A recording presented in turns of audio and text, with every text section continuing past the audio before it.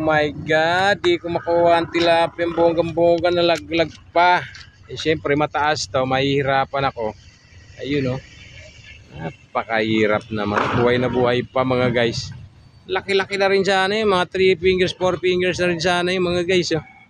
Sayang guys. Kaya mo na. Back to ano tayo?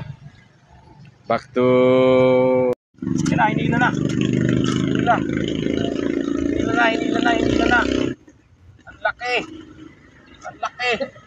Anak ng. Ano ba yun? Ay tayo. Bato. Diyos mio. Ano ba?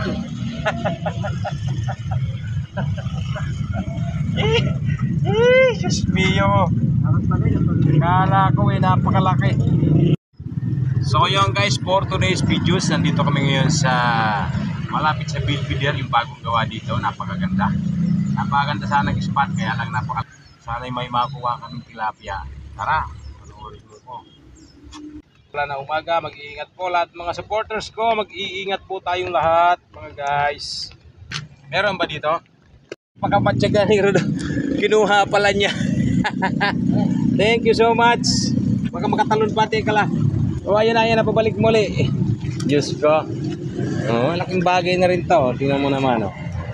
Pinagtyagaan pa ni Ka Rodolfo para makuha niya yung huli ko. Maraming salamat kay Rodolfo. Saan ka bumaba?